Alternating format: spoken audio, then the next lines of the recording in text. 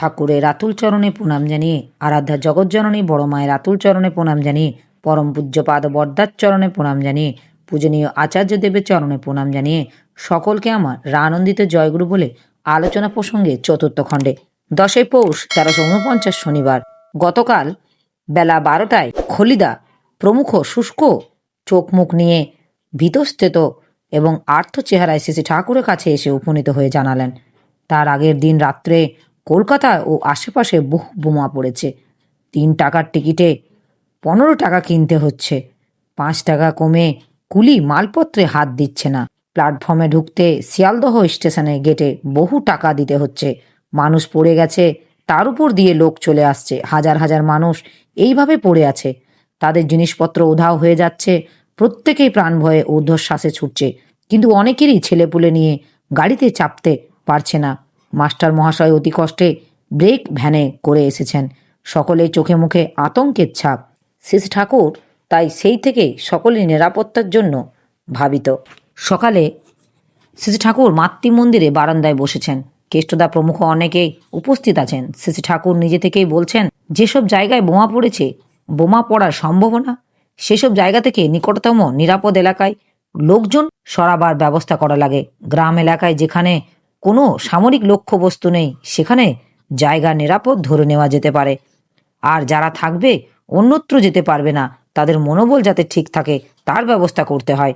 মানুষ ভীত ও আতঙ্কগ্রস্ত হলে ভুল চলনে চলে, বিপদ ডেকে আনে বেশি করে।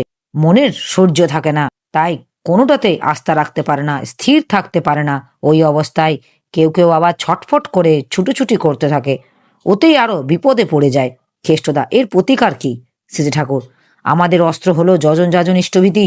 যত গভীরভাবে ওর ভিতরে ঢুকবো, ততই বুদ্ধি বিবেচনা পরিষ্কার হবে, ধৈর্য সহ্য মনোবল বেড়ে যাবে, চলনটা অভ্রান্ত হবে। এমনকি বিপদ আসবার আগেও টের পাওয়া অসম্ভব নয়। বার্মায় এসব কত কাণ্ড ঘটেছে, তার সীমা সংখ্যা নেই।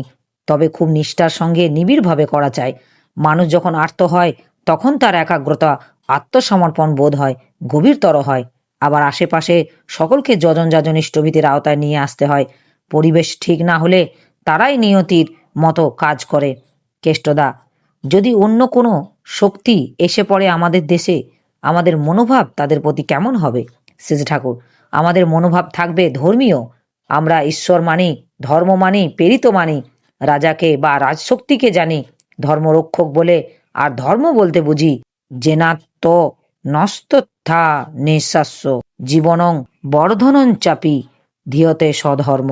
যাতে নিজের ও ওপরের জীবনও বৃদ্ধি ধৃত হয়, তাই ধর্ম।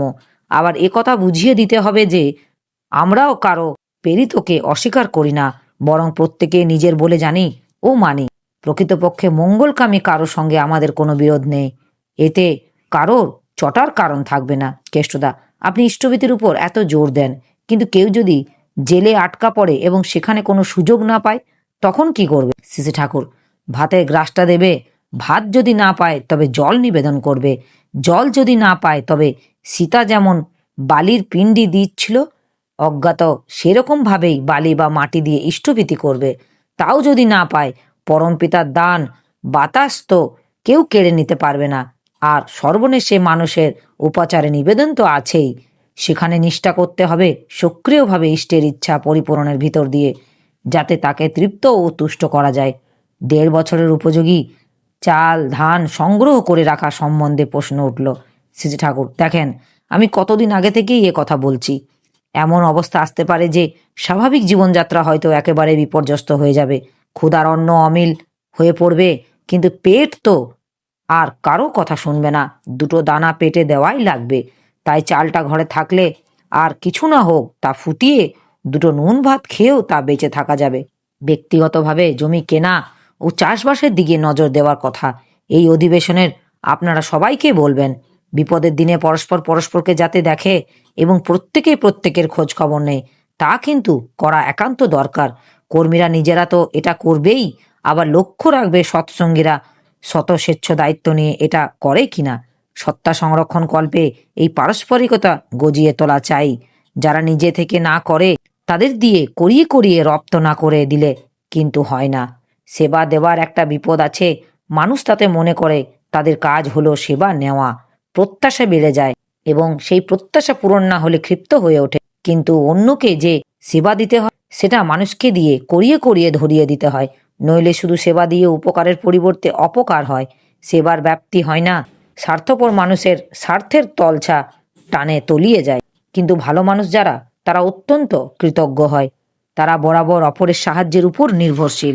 তারা বরাবর অপরের সাহায্যের উপর নির্ভরশীল হয়ে চলতে চায় না। অসময়ে অন্যের সাহায্য পেলেই সেটি কৃতজ্ঞতার সঙ্গে স্মরণ করে। তাকে তো দেয়ই, আবার অসময়ে উপকারের কথা স্মরণ করে অন্য কেউ বেকায়দায় পড়লে তাকে প্রাণপণ সাহায্য করতে, বিপন্ন উন্মুক্ত করতে চেষ্টা করে। এইসব লোককে সেবা দেওয়া সার্থক হয়। অল্প একটু সেবা যে পৃথিবীতে কত সেবার আমদানি করে তা লেখাজোখা নেই। মহেশ ভট্টাচার্য মহাশয়ের কথা শুনেছি, ছেলেবেলায় তিনি নাকি দরিদ্র ছিলেন। সেই অবস্থায় একজন প্রতিবেশী তাকে সাহায্য করেন, কিন্তু ওই কৃতজ্ঞতা ঋণস্বরূপ তিনি যে আজীবন ওই পরিবারের জন্য কত করে গেছেন তা ইয়াত্তা নেই। আবার তার ব্যক্তিগত দান ধ্যানের তো তুলনাই নাই। এরকম পয়মন্ত প্রাণ যাদের, তাদের সেবা করাই একটা আত্মপ্রসাদ আছে। এটা ব্যক্তিগত লাভের দিক দিয়ে বলছি না। তোমার সেবার সাহায্যে এমনতরও একটা মানুষও যদি দাঁড়িয়ে যায় জীবনে, এবং সে যদি আবার দেশের দশের উপকারে লাগে, তখন নিজেকেই ধন্য মনে হয়। ঋত্বিক অধিবেশনে শিক্ষাদান এবং কর্মী সংগ্রহের বিষয়েও তো জোর দিয়ে বলতে হবে। শ্রী ঠাকুর, দীক্ষাদানের কথা তো বলবেনই, এই তো হলো মূল কাজ। দীক্ষা মানেই দক্ষতার অনুশীলন, যা করতে করতে সর্বতোমুখী দক্ষতা ততই বেড়ে ওঠে। তবে দীক্ষিতের পোষণের জন্য কর্মী চাই। অগণ্য নগণ্য লোকেরও প্রভূত দাম হয় যদি তারা ব্যক্তিগত ও সংঘবদ্ধভাবে সুসংগঠিত হয়। শূন্য কামে লাগে যদি আগে থাকে এক উপযুক্ত কর্মী যদি হয়, সে যথাযথ সমাবেশ যোজনা ও পোষণার ফলে একটা তথাকথিত অকর্মণ্য মানুষকেও অনেকখানি করিতকর্মা উপযোগী করে তুলতে পারে। মানুষগুলির কাজে লাগবার মানুষ যদি থাকতো, তাহলে অবস্থা অন্যরকম দাঁড়াতো।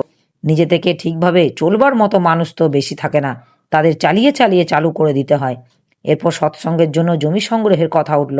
শ্রী ঠাকুর সেই প্রসঙ্গে বললেন, প্রথমত দেখতে হবে যেখানে জমি সংগ্রহ করছি সেই জায়গা আমাদের কাজের পক্ষে সুগম ও সুবিধাজনক কিনা।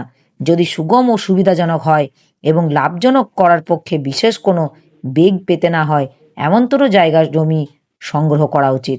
দ্বিতীয়ত, জমি চাষাবাদ করতে গেলে লোক সংগ্রহ করতে হবে, তাদের বাসস্থানাদি ও জমিতেই করতে হবে। সেদিক দিয়ে আমাদের পক্ষে সহজ এবং সুবিধাজনক কি হতে পারে বিষয়ে নজর দিতে হবে।